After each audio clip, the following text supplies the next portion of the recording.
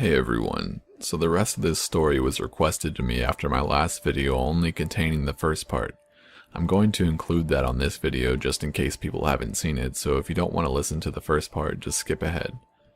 I've been sitting here in the same spot recording and editing this for hours, so I hope you enjoy the video. Don't forget to add me on Snapchat and Twitter, I will always respond. Let's begin. So, I'm in a random Starbucks in the middle of downtown Las Vegas typing this out for reasons that are beyond me. I guess that if I die, I want at least someone to know what happened to me.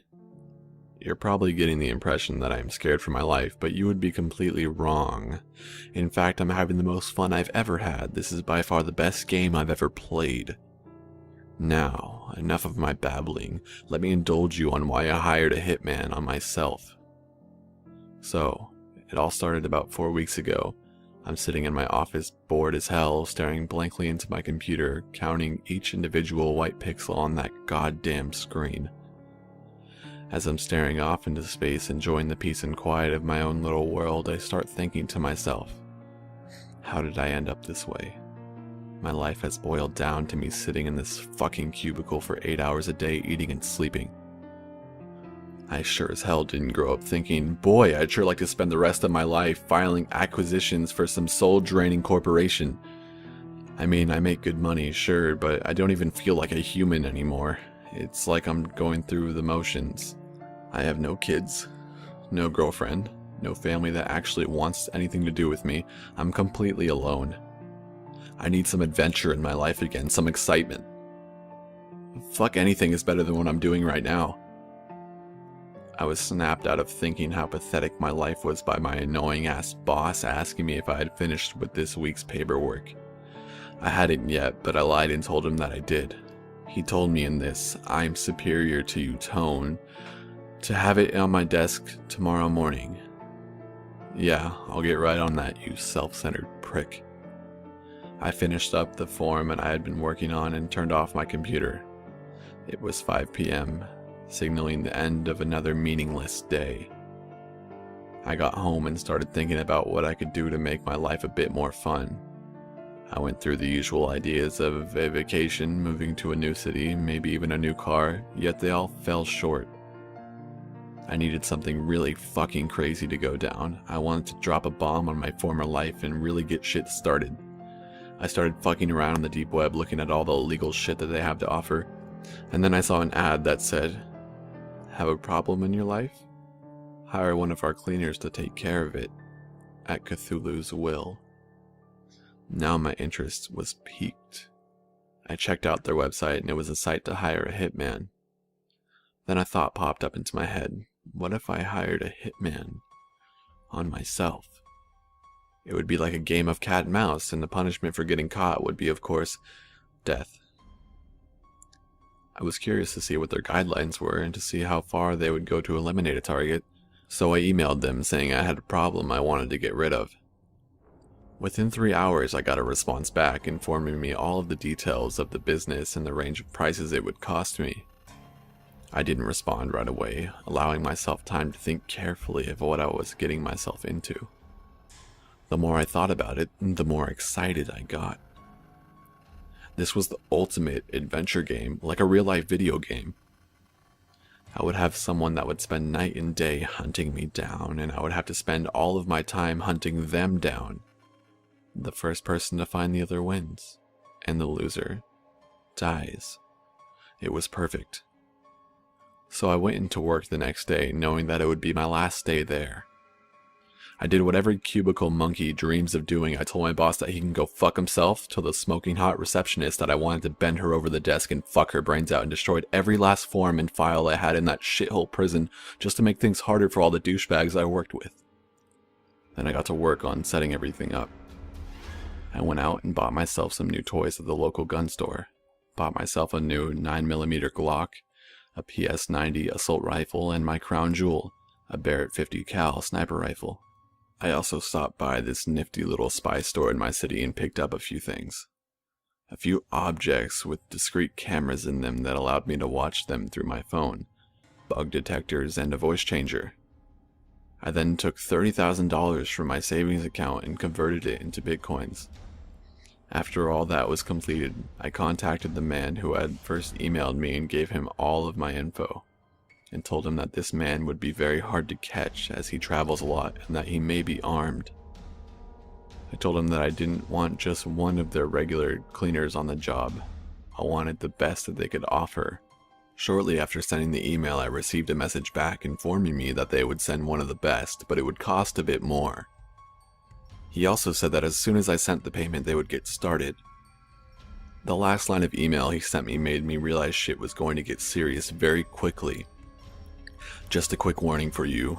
Once the payment is sent and confirmed, there is no going back. The job will be taken care of and there's nothing that can be done to stop it. Perfect.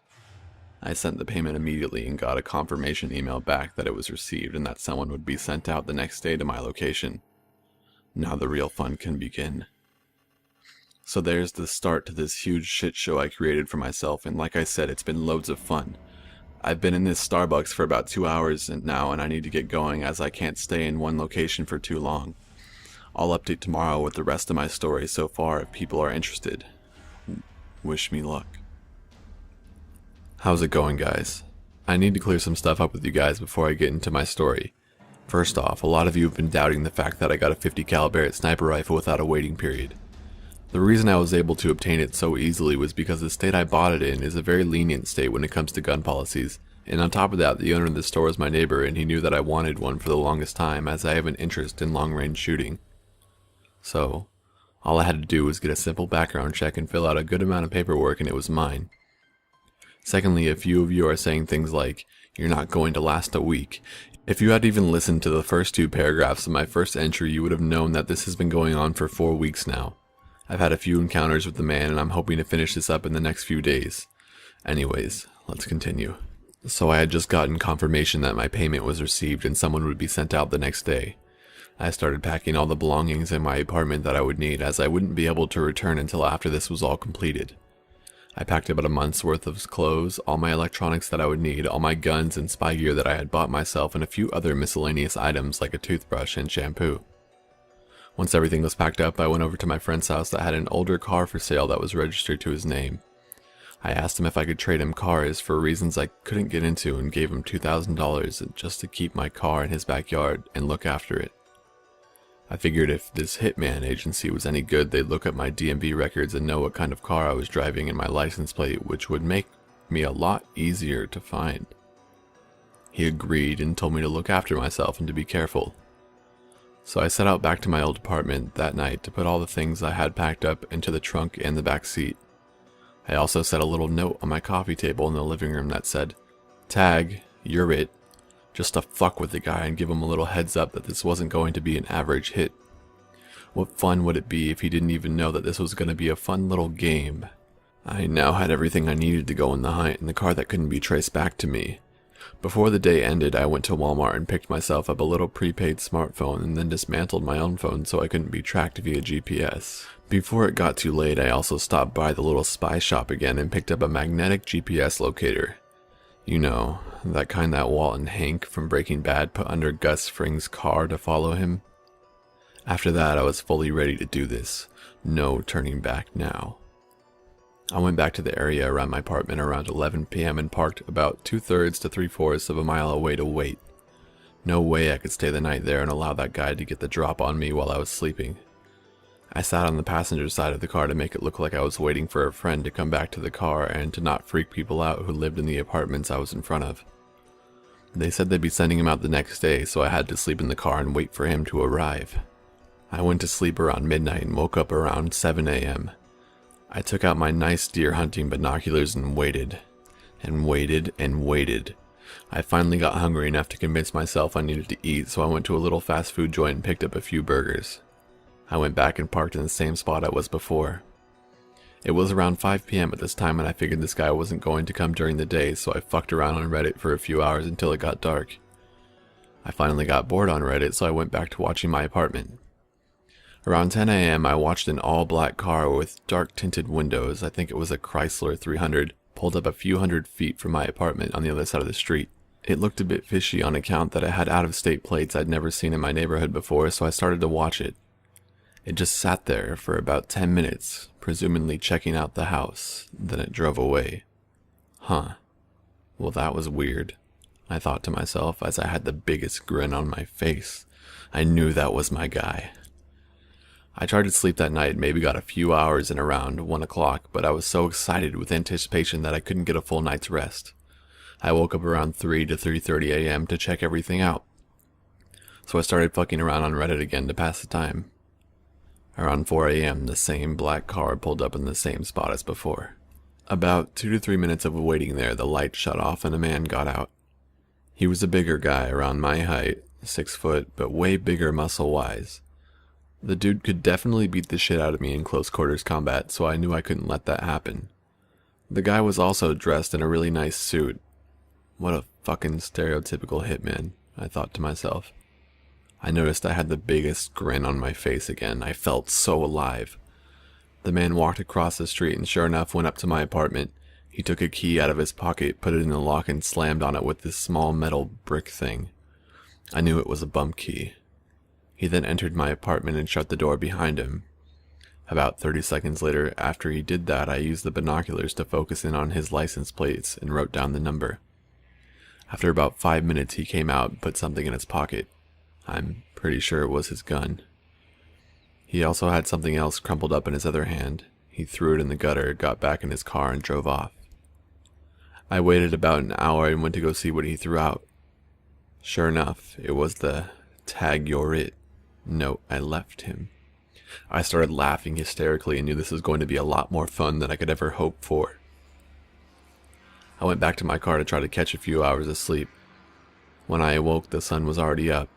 It was around 8 a.m. I drove off to another one of my buddy's house who worked for the DMV to get some info from him. He wasn't there, so I went to his work to find him. After about 15 minutes, when he was in between helping people, I walked up to his counter. He was surprised to see me and greeted me with, "What's up, man?" I sat down without saying anything to him and slipped him a piece of paper with a license plate number on it. "What's this?" he asked. I just looked at him and said, "Don't ask questions. I need the info of the person who these plates belong to." "Dude, I can't give that information to you. I could get in a lot of trouble." I pulled out about $200 from my wallet and slipped it to him and said, "Please, dude, this is really important. This guy wants to kill me and I need his information. My life depends on it. Here's $200. I know you and your wife have been hurting for money." He looked at me with a really serious look and muttered under his breath, "Fuck, man." He took the money and put it into his pocket and started typing on his computer. He then got up from his chair and told me he'd be right back. About a minute later, he came back with a few sheets of paper. "This is everything I could get on the guy." I looked at him again with a really serious face and said, "Don't mention this to anyone, even your wife. This guy is really dangerous and I don't need you getting involved, and make sure no one can trace back the fact that you looked up his information." He looked back at me and said, "Okay." As I was getting up to leave, he just said, "Take care of yourself, man, and be careful." I told him that I would and that I couldn't thank him enough. I walked back to my car and started studying the piece of paper and once again had a huge grin on my face. I now had a bunch of this guy's info in my hands. I knew who I was dealing with. I'm not disclosing the man's name due to concerns for myself and his family, so we'll just refer to him as Mike. Mike was 35 years old and was registered to an address in Arizona. Like I thought, it was a black Chrysler 300. Now that I had the info I needed, it was time to stake out my house a bit more. When I got back, it was around 1 p.m. and I parked a little bit further this time. I sat in my car for about another hour, and when 2 p.m. rolled around, I saw the same black 300 roll up about 2 blocks away from my place again. Further away from the last time, but close enough to watch the place thoroughly. I was only about a mile away from him, and he didn't even know it. So, the Burger King I'm in is pretty much dead now, and I've been here for quite a while. I need to get back to my hotel and start planning some stuff. I'll try to post back tomorrow when I have a bit of free time around 5 or 6 p.m. Until next time, how's it going, everybody? So first off, sorry yesterday's part wasn't too exciting as I had to get through the boring parts to get to the kick-ass Michael Bay explosions part. Oh, and not sure if I'll be able to update tomorrow. And if I do, it'll be later at night. Why, you might ask? It's Mike's last day on Earth, the day he gets a bullet in between his eyes or through the chest. Anyways, enough of the semantics, let's get started. I had just gotten back around the area of my apartment and had seen Mike parked on the street from my apartment. At this point, I was done just watching him trying to watch me all day, so I decided I needed to test his abilities a bit. I went a few miles away to an old Motel 6. I walked in and a nice older man was running the front desk. I walked up to him and asked if I could book a room. He said yes, that would be fine, so I paid with my debit card. I also handed him an envelope and told him if he saw a man wearing a suit about my height asking for anybody to hand this envelope to him. He stuttered a bit, trying to get out that he doesn't do that type of thing, but his attitude changed real quick when I pulled out a $100 bill and handed it to him. "Oh, of course, sir. If he comes in, I'll give it to him." I then went about another 5 miles away to another Motel 6 and paid for a room with my debit card again. I handed this lady another envelope and pulled out $100 and described Mike to her. "If he comes in here, just hand him the envelope and he'll leave." She handed me my room key and I left. I then went across the street to a bit nicer motel and booked a room with cash. The room was on the second story and I had a clear view of the Motel 6 across the street. You might be wondering what was in the envelopes and why I booked 3 rooms. Well, first off, I needed to see if they were monitoring my bank accounts, and secondly, I wanted to see what his reaction would be when he finally realized that I led him to 2 dead ends. The envelopes were just 2 pieces of paper. The first one said, "Try again," and the second one said, "So close, yet so far away. Now, to just wait." I got up to my room and took a shower because I desperately needed it. I then set up one of the hidden cameras that I had bought from the spy shop outside my room facing the entrance to the front desk of the motel across the street. I went back inside and waited. About 2 hours later, wouldn't you know it, the black car pulled up into the parking lot. As it sat there, I looked at the GPS tracker I had bought a few days prior, and I knew I had an opportunity to put it on his car so I could track him. The only problem was if I even attempted to get close to his car, he'd know I was there and might even start shooting at me. I pushed the curtain of the window to the side and looked around and saw a couple of teenagers on bikes fucking around in the parking lot of the motel I was in. I put on a baseball cap and went downstairs trying to face away from Mike's car the whole time. I walked up to a soda machine that was downstairs and yelled at the kids to come over to where I was while waving a $100 bill in the air. After all, I'm sure those kids would love cash to fuck around with or buy some pot. After looking at each other, they came over to me and asked what I wanted. I pulled the GPS tracker out of my pocket and told them if they wanted to make a quick buck, all they had to do was wait for the man in the black car across the street to get out and walk into the lobby of the motel and hide it underneath the bumper somewhere where he would have a hard time finding it. "How are we supposed to do it without him figuring out what we're doing?" one of them asked. I thought about it really quick and said, "Just ride your bikes behind the car and one of you will pretend to fall. Then, as you're on the ground, stick it underneath." They all looked at each other again and snickered, and agreed. I turned it on and handed it to one of them. I then handed the $100 bill to another one of them. As he grabbed it, I held onto it and he looked at me with the questioning face as why I wasn't letting go. They all looked back at me and I looked at each one of them dead in the eye and said, "If you kids just run off with my GPS locator and my $100, I will find each of you and kill you and your families. I'm not the type of guy you want to fuck with. Got it?" Their smiles quickly faded and they all nodded. "I'll be watching from somewhere to make sure the job is done. You boys have a nice day." They slowly turned back around and rode off across the street, not knowing what I had just said was just a bluff. I took the back stairwell up to my room. As I got in to check the camera I had planted, Mike had just gotten out of his car and was walking across the parking lot. Just as he entered the check-in building of the motel, the kids entered the camera's frame. Just as they got near the back of the car, one of the kids fell and I saw him reach his arm underneath the car. He then got up and they rode off. About a minute later I saw Mike leaving the motel lobby. He opened the envelope, read the paper, and then crumpled it up and threw it on the ground. He then got out his phone and called someone while walking to his car. He got in and left after putting the phone back into his pocket. I had another grin on my face knowing I was slowly winning the game. I got onto my laptop and watched the little red dot slowly get further and further away. About an hour later, I decided to go check up on what Mike was up to, hoping to find the location of where he was staying. I drove to the area where the GPS locator was stopped at. I parked about a half-mile away and started walking to his location. It was a little parking lot for a Mexican food restaurant, but as I scanned the parking lot, his car wasn't there. I walked up to the front of the restaurant and could see by the entrance there was a little manila envelope. I walked up to it and opened it. All that was inside was my GPS locator and a note that said, "Tag, now you're it." My smile and thoughts were cut short as a little hole exploded out of the pillar I was standing by. As I ducked behind the pillar, another hole was created in the brick wall that was now in front of me.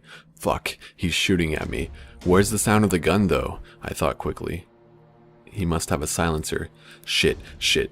I completely fell for his trap. I'm such a fucking idiot. What the fuck do I do now? I pulled out my 9mm and peeked my head out from the pillar. I couldn't see him. Fuck. I had no choice but to run. He was closing in on me. I ran into the restaurant and went through the kitchen as a whole bunch of Mexicans were yelling at me and darted out the back door. I ran down the alley that the back door led to, my adrenaline pumping. As I neared the end of the alley, I heard something whiz by me, tearing the side of my shirt. Almost out of the alley, I ducked behind a big metal dumpster. I chambered around, popped out a bit, and shot twice at him. A loud-ass bang-bang sound shot out as the bullets exited the end of the barrel. Fuck, everyone around is going to hear that, and this guy had a goddamn silencer, so he doesn't need to worry about that. I need to get the fuck out of here before the cops show up. I darted out of the alley, and as I rounded the corner, I heard another bullet strike the brick wall. I looked back and saw a huge chunk taken out of the corner. I ran as fast as I could back to my car, trying my best to make sure he didn't follow me. As I got in and took off, I looked back to see Mike running around the corner, looking around, trying to find me. For a guy of his size in a suit, he was sure is pretty damn fast. I then hit a red light with a few cars around me, and I could still see him running in my direction, trying to look for me. I could tell he didn't know what kind of car I was in by the way he was frantically looking around. He kept getting closer and closer until finally he was right beside me, on the other side of the street. The only thing that was between us was another car in the left lane. Come the fuck on, light turned fucking green. I was fucking hysterical at this point. The man that was trying to kill me was about 15 feet away, and all he had to do was look hard enough through my tinted windows and he'd know that it was me. He then continued walking past and pulled out his phone. Right as he hit the street corner, the light turned green and I fucking gunned it. As soon as I knew he was away from me, I started laughing louder than I've ever laughed before. I was so close to death, and yet I never felt more alive. This is exactly what I needed, and I already couldn't wait for our next encounter. Only next time it would be on my terms. I got back to my motel room and got upstairs. I sat down on the bed and started thinking about what had just happened, and planning my next move. I was such a fucking idiot for falling for that trap. He had seen those kids plant that thing, or he had some kind of bug detector like mine that could find planted electronics. I didn't know which one, but I did have a few pieces of valuable information. They were monitoring my bank accounts. He has a silencer and is not afraid to shoot in public, and from what I saw, he's not bad at his job. I had just gotten extremely lucky that I switched cars and he didn't happen to see me. I collapsed on the bed exhausted as the adrenaline wore off. About 15 minutes had passed as I lay on my bed contemplating everything, and I got a phone call. I looked at my phone and it was a number that I didn't recognize from a 480 area code. I answered. "Well, hello there. You left so soon we didn't even get to play." "Who is this?" I asked like a dumbass. I knew who it was. "Don't worry about who I am. It's yourself that you need to worry about." I started laughing. "Oh, Mike, my buddy, it's you. I don't think—" "How do you know my name?" he snapped. "You shouldn't interrupt people while they're talking, Mike. It's quite rude. As I was saying, I don't think I need to worry about myself too much. I'm it now, though, so I'll be seeing you soon," I said. A few seconds of silence followed. It sounded like he was in a car. "You'll be seeing me sooner than you think," and then he hung up. I don't know what he meant by that, but I needed to get the fuck out of this hotel and into a new one. I wrote down the number he called me on, and I packed all my stuff up and got out of there as quickly as I could. As I was leaving, all I could think of was how the fuck did he get my number? I threw the phone out of the window and kept driving. As I was driving away, I saw his car pull into the motel parking lot I was just at. Anyways, once again, I need to get going. This bar I'm at is called the Blind Tiger. It is packed, but I've been here for too long, and I need to get back to my hotel. I also need to start prepping for tomorrow. Thanks for listening, guys. Until next time. Well, fuck me, I had this whole goddamn thing typed out and then my laptop died, so now I gotta read this whole fucking update again. Okay, if it wasn't for all the support and messages asking when the next part would be out, I wouldn't even have bothered typing this all out again, but I know the feeling of getting your daily fix, and I didn't update yesterday due to some events. So I guess I'll start all over. Anyways, fuck me, let's just get this started again. I ended the last update with me driving away from the motel parking lot, and after a few seconds of me pulling out, Mike pulled in. If I had even left a few minutes later, he would have caught me in my room packing my shit, or me packing everything up into my car. Did he think I was an idiot? That I wouldn't change places after he ended our conversation with, "You'll be seeing me sooner than you think"? Or maybe he's having just as much fun as I am with this game. After all, you don't take up this line of work without at least partly enjoying killing people. I'm probably giving him the same rush he's giving me, in that he probably doesn't expect his clients to actually go after him or even know when he's coming. Anyways, I got to my next hotel and took a shower I desperately needed again while singing that stupid fucking Iggy Pop song, IGGY, and, shaking my ass in the shower. It's like a fucking brain parasite, and the only way to get it out is to sing the song of its people, or some shit like that. I don't know, fucking sue me. After I got out of the shower, I passed out on the bed after having almost been killed a few hours prior. When I woke up, I knew I needed to get going again. After all, I was it. I went to Walmart to pick up a new phone and some supplies to make a few suppressors. Yes, I said suppressors instead of silencers. You happy now, gun fags? Anyways, as I was walking down the aisles watching all the fat-ass Americans on their scooters because they're too fucking lazy to walk, I started contemplating how Mike even got my number. I picked up my new phone and a few cans of Cheese Whiz, along with a few other supplies for my suppressors. And no, I'm not getting into how I made them. I just pulled the first guide online that showed me how, and they were a real pain in the ass to make. A few of your guys' suggestions on how to make them seemed a lot easier. Anyways, as I was checking out, I took out my cash and looked at my phone. I was about to buy. It dawned on me that when all of this started, I paid for the first throwaway phone with my card. I'm such a fucking idiot. That's probably how he tracked me down. I paid for everything and got back to my hotel. The first thing I did was some research to see if it was possible to get a phone's ESN/MEID number just from a purchase.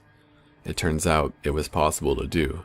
It was just a difficult process of going through Walmart's purchase database or the phone's manufacturer database. Fuck. Another mistake on my part. If I keep fucking up like this, I'm going to end up dead. I took the rest of the day to make the suppressors for myself, and they turned out pretty good.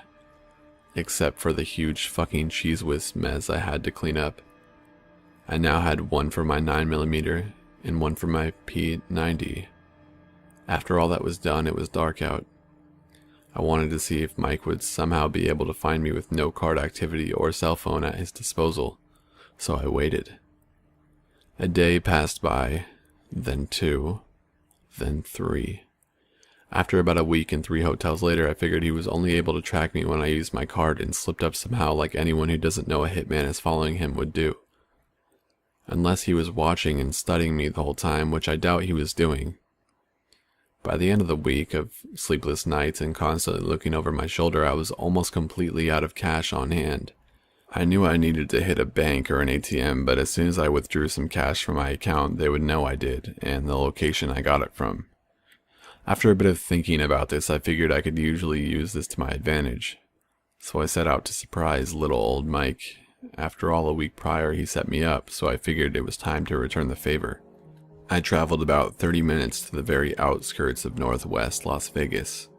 I found an area that seemed perfect, my bank on one side of the street and a desert with lots of boulders and Joshua trees on the other side. As I was surveying the area on one of the corners near the bank, I saw an ATV with a for sale sign on it. I went to the door and rung the bell.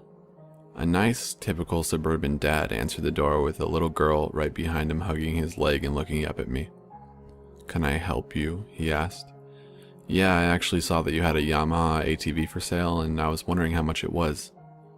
He told me it was $1,500 and I told him that I was interested. We shot the shit for a while and he told me about his family and that they just had another girl, so he had not the time or money to keep this thing around. My time of fun and fucking around is on hold for the moment, I guess, he said, laughing a bit. I laughed back, and while I was looking at him, I kind of envied him. If I had a girl I loved a lot and some little ones that meant the world to me, I wouldn't be doing what I was currently doing. But that's neither here nor there. Sorry, I'm rambling. I told him that I was interested in getting it now and asked if it was okay if I ran to the bank to grab some cash. He told me that that was fine and he would be waiting outside. I got to the bank, and as I was about to put my card into the machine, a thought grabbed my attention. As soon as you pull out this money, you're going to be on a time slot until Mike comes in and checks the area. I mentally prepared myself and pulled out the cash. It was time for us to meet again, this time on my terms. I ran back to the man's house with the ATV, and he was outside checking everything out on it. I handed him the cash and gave it a quick test drive around the neighborhood. I got back in a minute or two and thanked him for the time and wished him luck on his newborn. I got in my car and told him I was going to park it around the corner at the nearby park and come back for the ATV, as I was going to be riding it today. He said that was fine, and I took off. As soon as I parked at the park, I literally ran back to his house and hopped on the ATV. I had just pulled out the cash, and I knew Mike couldn't possibly be on his way already, but something inside me knew that I couldn't involve this nice gentleman that I had just bought this thing from. I wouldn't put it past Mike to break into their house and kill everyone in there just to get a hint of my location. I drove the ATV back to the park and I parked it right behind my car. I got my backpack out from the back seat and put my homemade suppressors and my 9mm in there. I slung the P90 on my back and also rolled up a few paper targets and put them into my pack just in case I got stopped by the police. At least I had an excuse that I was practicing my shooting out in the desert. I eventually got about 400-500 yards out into the desert across from the bank. I set up one of the targets and fired 2 shots from both homemade suppressors from each gun. They both worked really well, with only a small sound coming out of each of them. The sun started to set behind the mountains, and I got set up and parked my ATV behind a large boulder. When it got completely dark, I got on top of the boulder and I lied down. I put on a black ski mask and a black shirt so I couldn't be noticed out in the open. I flipped the cap to my scope on my P90 off and looked through it. I could see the bank dimly lit inside as well as the parking lot. Now, all I had to do was wait. It had been about an hour and a half to 2 hours since I had to look at the bank, but no Mike. Around 11 o'clock or so, I finally saw his black car pull up. He drove around the bank once and then parked in front of it. I immediately noticed that his plates weren't on the car, which struck me as odd. He got out and walked up to the ATM and had something in his hand with wires attached to it. He put it in the machine and turned his back to me. Perfect. I flipped my safety off and took the shot. Boom. Center mass. He fell into the machine and pulled out his gun. How the fuck is he even moving? I shot him right through the fucking back. He ran and ducked behind his car. I aimed for his tires. Boom. Back right tire. Gone. Boom. Back left tire. Gone. At this point he knew the direction I was shooting from and he popped his head out. He shot twice in my direction, but he couldn't see me in the darkness. It was great. I had another huge smile on my face. Now you know what it's like to be trapped, you son of a bitch, but this time you have no getaway vehicle. Alright guys, I was planning on going a little bit further with this, but I think I'm done for the day as far as writing goes. I'll update tomorrow. How's it going, guys? Sorry about not updating yesterday. I had a fucking massive migraine and couldn't even walk, let alone type an entire update. I was sitting on top of the boulder I had just taken the shot at Mike from, who was standing in front of the ATM. I forgot to mention during the last update that he had a mask on when he got out of the car. I could tell it was him though, with his suit and body shape. I took a shot at him and he fell onto the machine. I proceeded to shoot out the back tires on his Chrysler 300 to trap him. He was now a sitting duck with nowhere to run. He then went onto the passenger side of his car and dove through the window. I didn't know what he was doing. He obviously knew that his car was fucked with 2 back tires gone. He put it into reverse with the back rims grinding against the pavement. Then the car flipped around with the headlights pointing towards me. He gunned the car across the road and started hauling dick towards me. I shot a few times at the front windshield, but the bullet seemed to not go through. I now figured that he had some sort of light bulletproof glass or something of the sort. The car had now hit the desert, still accelerating up. About 100 yards out from the boulder I was perched on, I saw the driver's side door open and him bail out. I shot once at him, but missed. As soon as I took the shot, I jumped off the boulder right by my ATV. About 2 or 3 seconds after I did, I heard a huge explosion and saw a gigantic flash of light envelop the dark desert.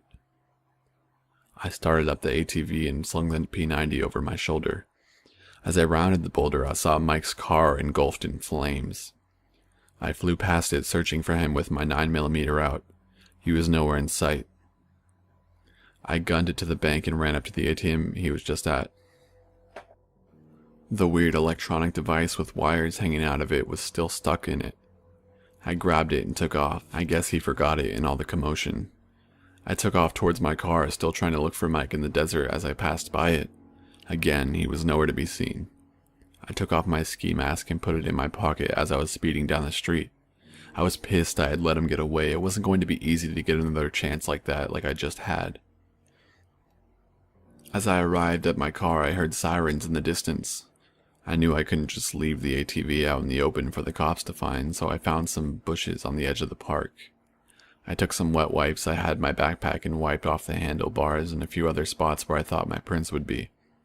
I ran as quickly as I could after hiding the ATV and got into my car. As I was driving away, I could hear more and more sirens in the distance. I hauled ass out of the area in order to not be linked with what had just happened. It was about a half hour later, I finally arrived back at my hotel, exhausted and angry that I missed my chance.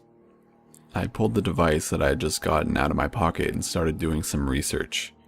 I didn't find much on the outer web, but on the darknet I found some similar devices. They were apparently for hacking into ATMs and pulling money out of people's accounts. I needed to figure out what he was doing with this thing, so I drove to a nearby coffee shop and used their Wi-Fi. I checked my bank account and saw several $1,000s missing from my account. All of the transactions were in $1,000 increments, one day after another. It blew my mind. They were taking money slowly out of my account in order to bankrupt me to slow me down. This just pissed me off more than anything. You weren't playing this game very fairly, Mike. Whatever the fuck that's supposed to mean. I went back to my hotel and crashed. When I awoke, it was already daytime, around 10 a.m. I finally got a good night's rest. God knows I needed it. I sat up in the bed thinking.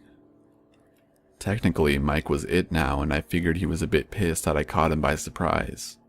Oh, and on top of that, he destroyed his car to get away from me, and he probably had to walk for hours and hours back to his hotel, or call a taxi. It made me smile that I put him through all of that. He really went through a lot to get out of that situation. I mean, shit, his goddamn car was rigged with fucking explosive just in case he was put in a situation like that. It dawned on me that I wouldn't know what vehicle he was in now, which made my life a lot harder.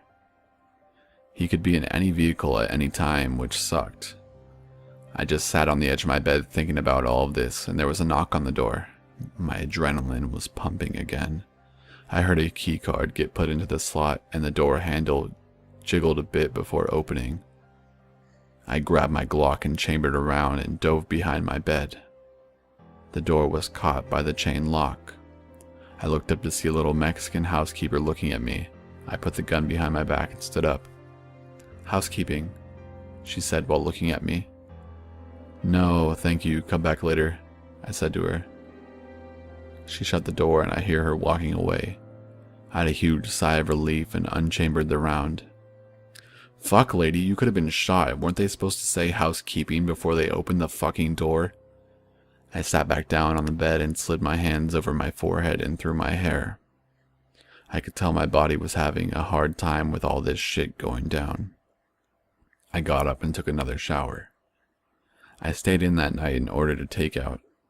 The next day I switched motels and chilled out. I took another few days to chill out and recoup from everything that happened. On the third day in this new hotel, I knew I needed to get to the end of this game. After a few hours of pacing in my room and not coming up with a single fucking idea and stressed as hell because I couldn't come up with anything, I decided I'd go down to the strip and play a little poker to get my mind off of everything. I went down to the Flamingo Hotel and started to play a little bit. After a few hours of playing and winning a good amount, I decided it was time to pack it up and quit while I was ahead. I cashed out my chips and headed out to walk the strip for a bit. It was so crowded and crawling with cops, I knew even Mike wasn't going to take the chance trying to shoot me here. As I was walking, I noticed the Bellagio fountain started up. I stood across the street admiring them, and it took my mind off everything that was going on for a brief moment. As soon as my mind got sidetracked with the beauty of the jets dancing around one another, I saw something that shocked me to my very core. There was Mike, walking in between a thick crowd of onlookers watching the fountains. Holy fucking shit. Out of all the people in this whole fucking city, there's the one person that I was looking for right in front of me. He hadn't noticed me at all, so I started trailing behind him on the other side of the street. I lowered my baseball cap and kept watching him, always a few feet behind so he wouldn't see me. He eventually made his way to that Aria hotel and walked in. I waited about a minute and I walked in. Just as I had, I saw him make his way to the room elevators. No fucking way, I knew where he was staying. It was a 1 in a million, but something out there gave me a break and put him right in front of me. I walked up to the lobby receptionist and gave her some bullshit story about how me and my buddy got separated and I needed his room number to check if he was there. She asked for his first and last name, and I gave it to her. She typed some things into her computer and gave me a room number. I couldn't have gotten more lucky. The more I thought about it, the more sense it made. If I were him, I'd want to stay in the most crowded hotels in Vegas, making getting found a lot harder. I thanked her for the information and took off. I made my way back to my car and drove back to my motel. I got in and took out one of my spare manila envelopes. I put the ATM hacker gizmo in it and a note that said, Red Rock Canyon, 6 p.m. 2 days from now. Take scenic loop drive to White Rock Mountain Road and turn right.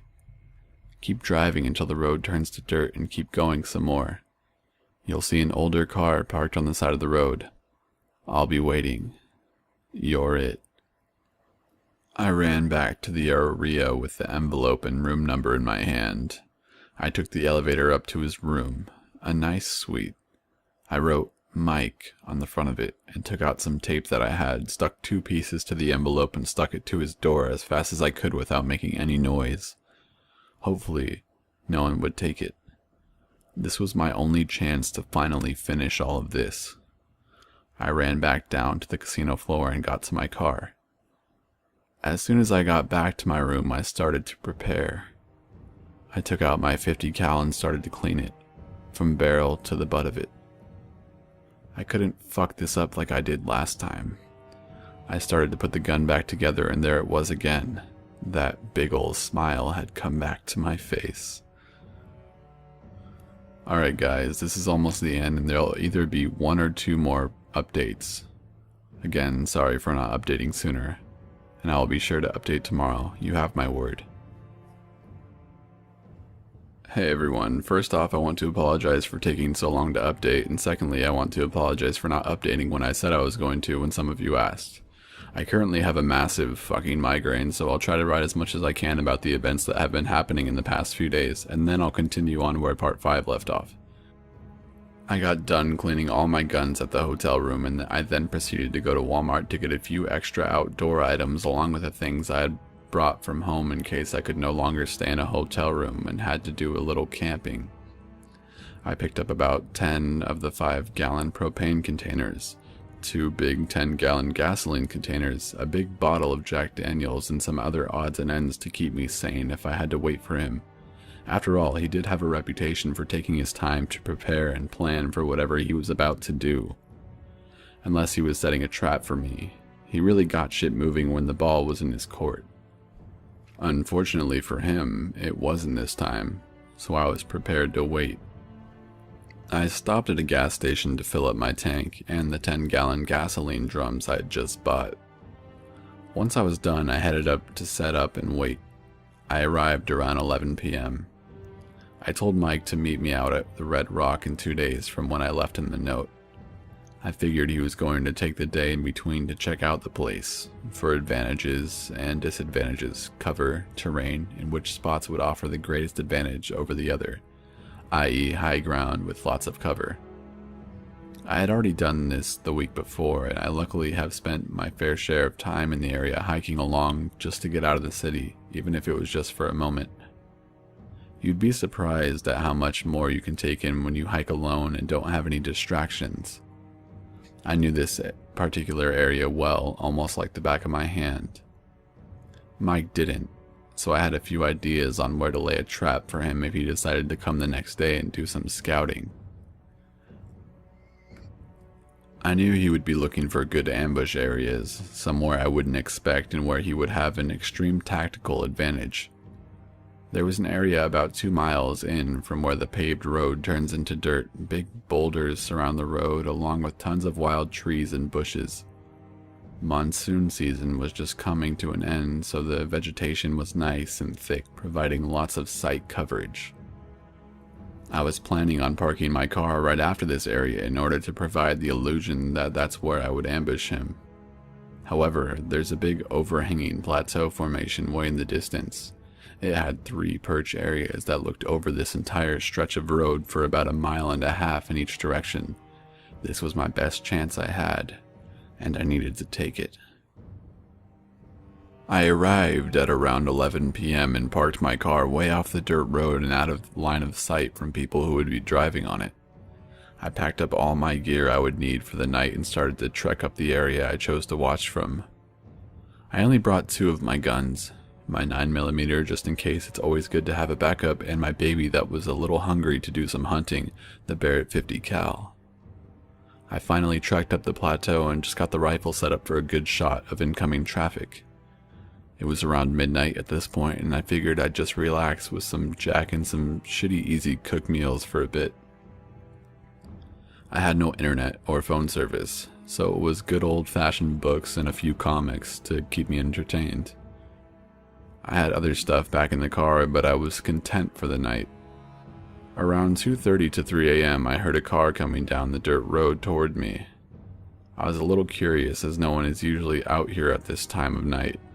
I figured it was a park ranger or some love-crazy kids that just wanted to be alone. Wasn't worried about either as I had hidden the car extremely well and didn't have any electronics or any other things that would alert people to looking up in my direction. I watched as the car got closer and closer to the area I was planning on leaving the car for Mike to see. The car, a blue Toyota RAV5, had rental stickers on the sides of the windows, which made me think it was some tourists enjoying the desert night. But then once I started thinking about it, someone who doesn't know the area, especially while traveling at night, wouldn't even leave the scenic roundabout, let alone come to some random off-trail in the middle of bumfucked Egypt. It dawned on me that Mike probably had to rent a car, as I, well, blew his up. Oops. I waited for a minute, and after being stopped at the area for a minute, someone got out of the car, and holy shit, it was Mike. He had a fucking big-ass bulletproof jacket on, along with some huge assault rifle. It looked like an AR-15, but way more decked out, and more like something fucking Rambo would mow people in the rainforest down with. I waited for him to drop his guard and look around a bit, and then I took a shot. Missed by a bit. Holy shit, how dumb could I be? I didn't reset the scope after cleaning the gun. Fucking details, man.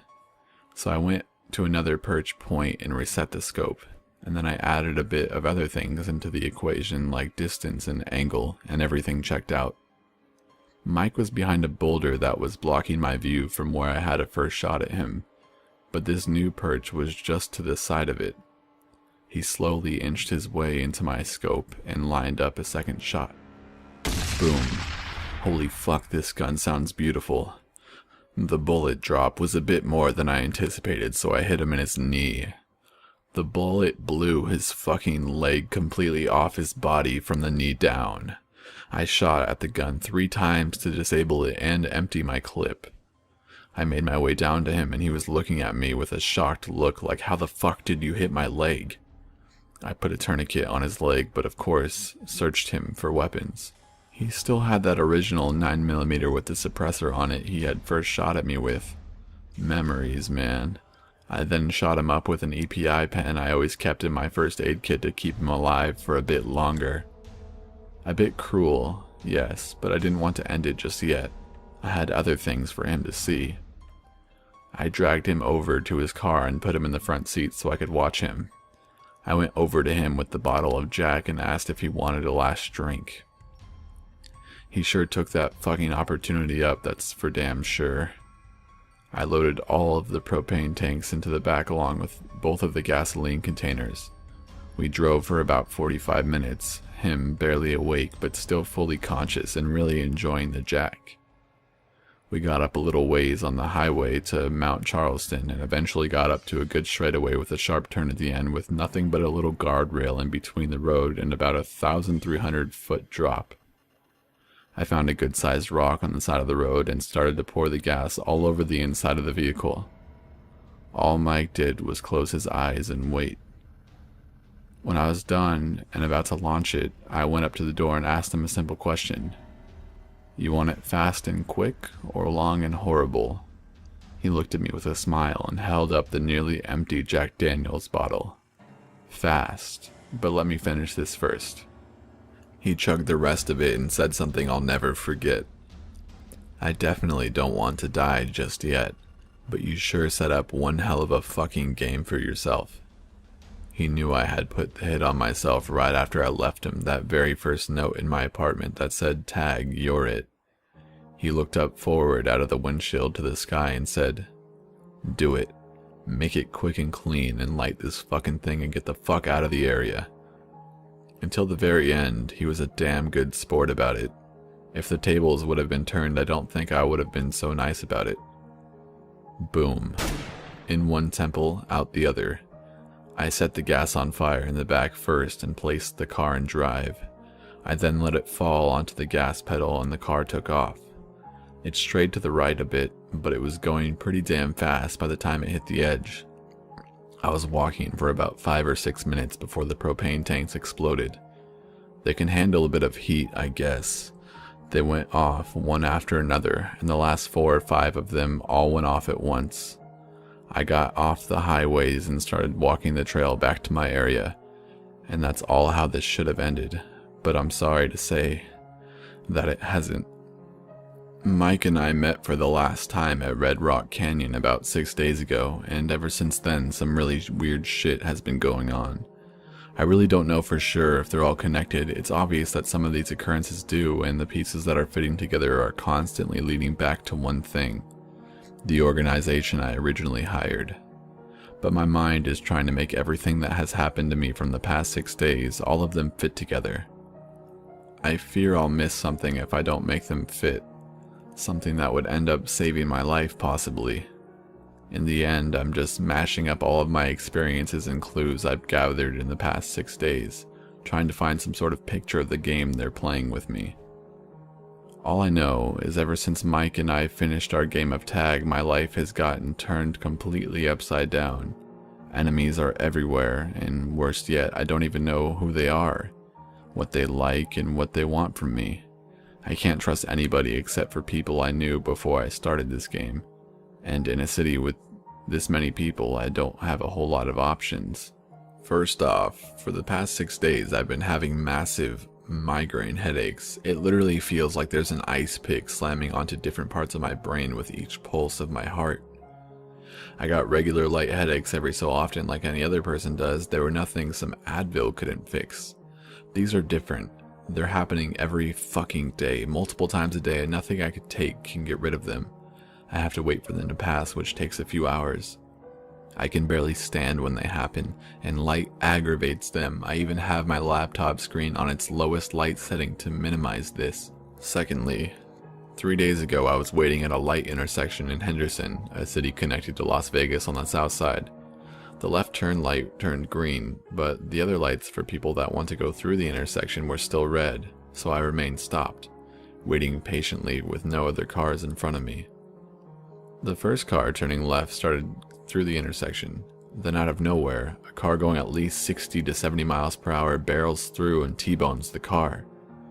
The car that was T-boned while turning spun a few times but ended up on the other side of the intersection, finally stopping on the corner of the sidewalk to the left from my position, while the other car that sped through the light barely made it through the intersection, coming to a grinding halt as its engines dropped and the front end completely caved in.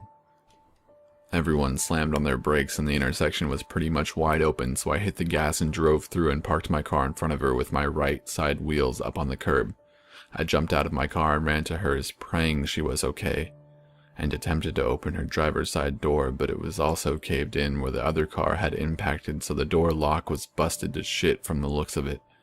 I ran to the passenger side and unlocked the door through the broken window, seeing the unconscious woman strapped into what looked like a metal death box. I had an unbelievable sense of recognition come over me.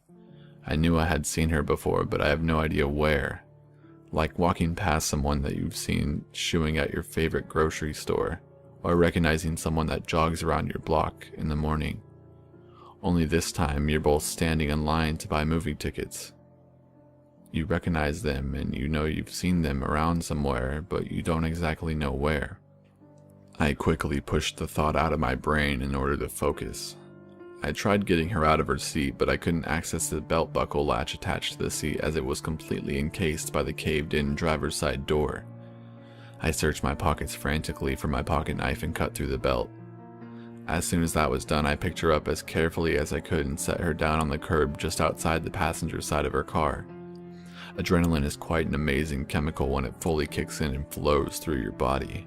She felt like she only weighed 30 pounds when I picked her up. As I was laying her down on the sidewalk, I saw a little chunk of metal sticking out of her thigh through her tight jeans. It was protruding out about 3 inches, but I have no idea how far it extended into her thigh. I took off my belt. It's funny, I actually referred to it as my lucky belt ever since I got away while running from the cops drunk in college and because of all the other ridiculous situations I've gotten out of while wearing it. It's stretchy with no designated loop, so it can fit around anything as small as a stop sign post to something as big as the fattest contestant of the season premiere of The Biggest Loser. I sipped it under her leg and pulled it as tightly as I could, a couple inches above where the metal was sticking out. Right as I did that, she opened her eyes very slightly and looked at me. Then after a few seconds, she closed them as she blacked out again. I kept my fingers on her neck to feel her pulse, and it was there. Faint, but it was there. I lifted up her leg really quickly to see a round red stain as a pool of blood started gathering underneath her thigh, trapped there due to her skinny tight jeans. Every 30 seconds or so I checked in. Thankfully, it wasn't getting much bigger. Looking back, it seemed like time itself was going so slow as I got her out of the car and tended to her injuries.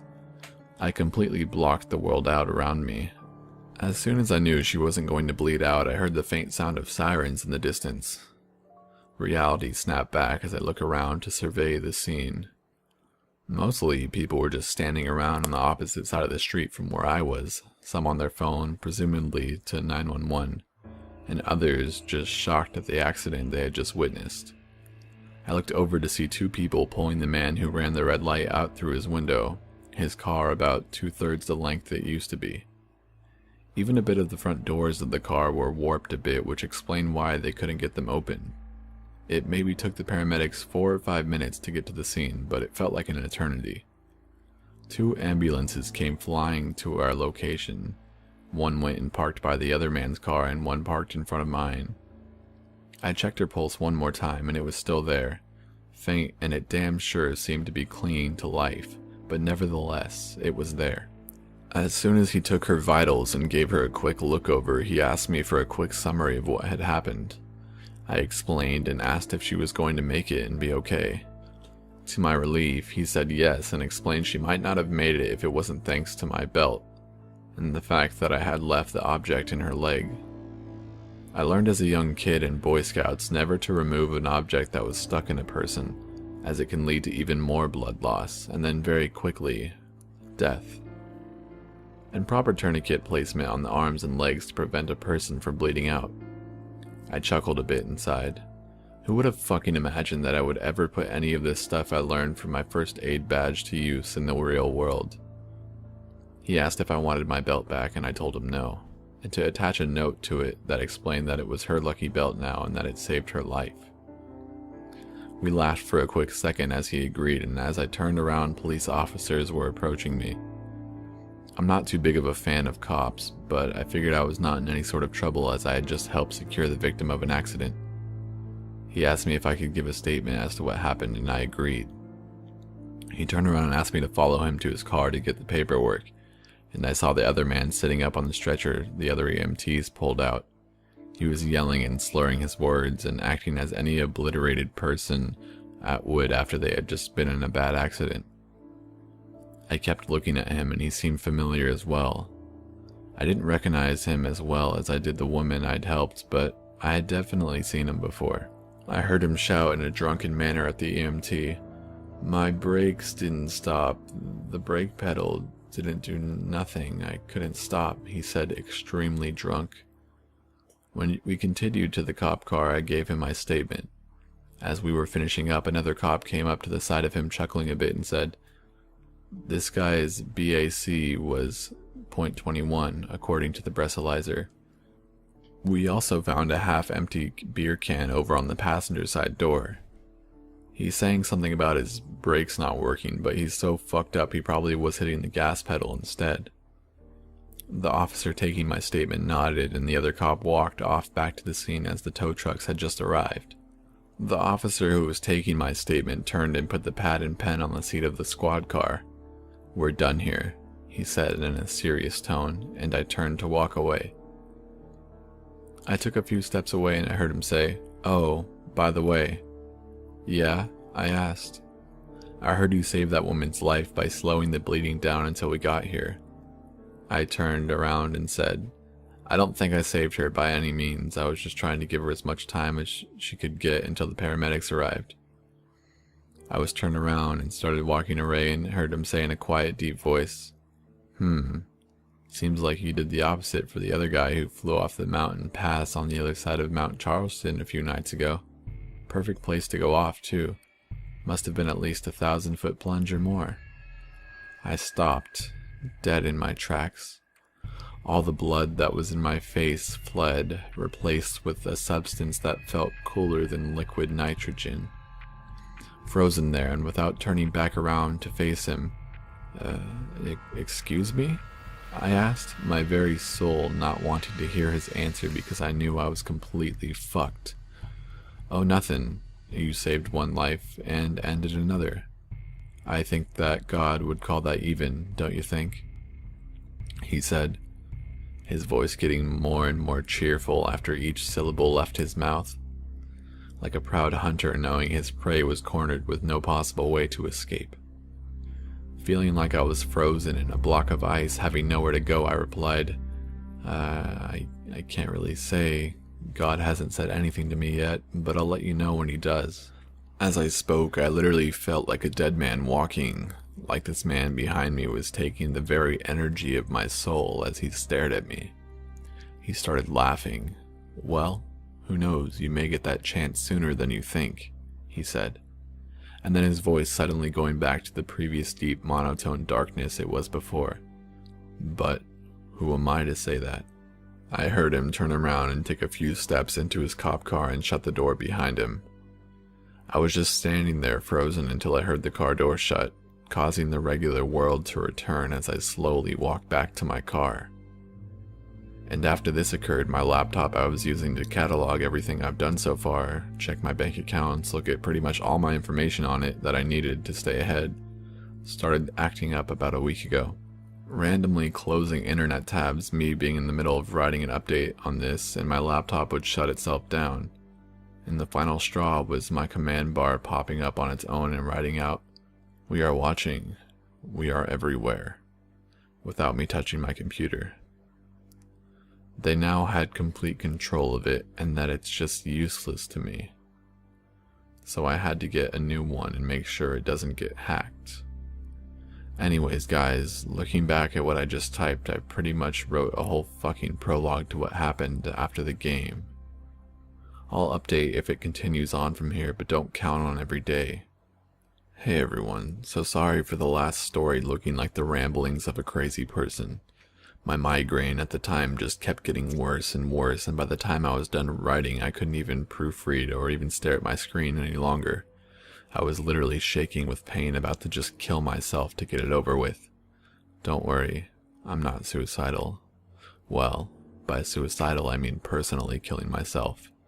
I guess some would argue that what I did was suicide. In my opinion, it was more of a game, but hey, call me what you want, I honestly don't care. Anyways, I figure I'd leave one last quick update to let you guys know what's been going on, and it might just be the last day of my life. Let me explain. So I took my hard drive I had saved from my laptop I had gotten rid of to a buddy of mine who is a programmer to check for how the hell they hacked into my system. I wanted to keep it because I had some shit on it that had some sentimental value to me, and I didn't want to find all the songs and movies I'd downloaded all over again.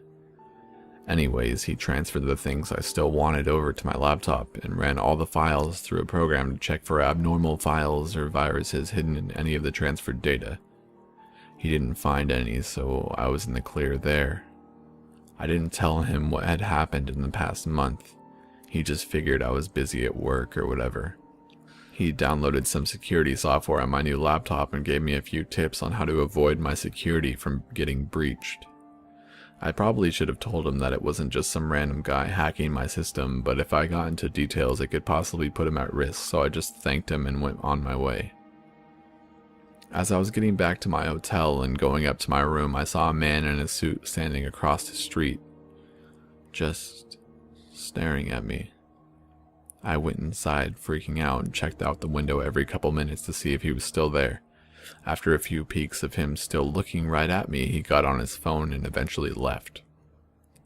Shortly after, I went to a hotel, taking U-turns and backtracking to make sure I wasn't followed. I checked in and went to my room to check it out. I took my bug detector and went around the room.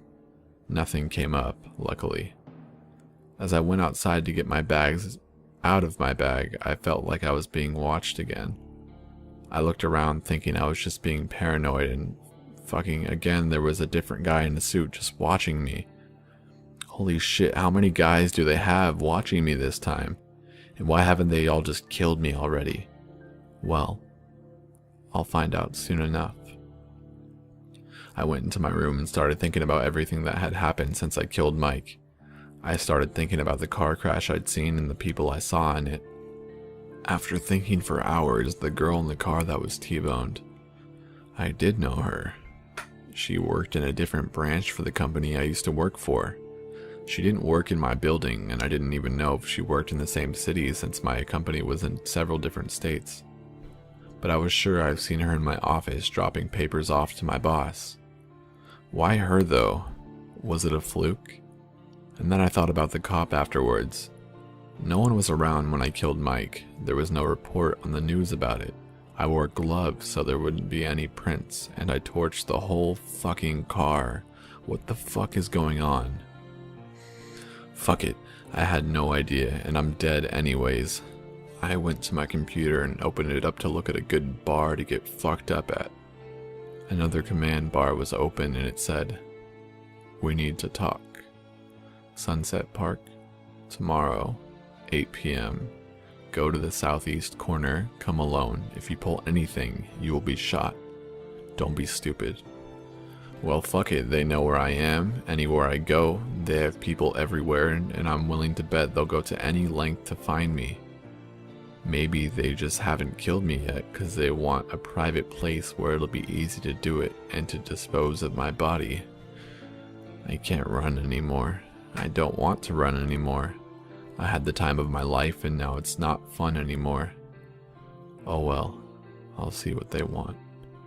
And I'm gonna go get shit-faced and have a good time. Goodbye, everyone. And in the words of the famous Ron Burgundy, stay classy.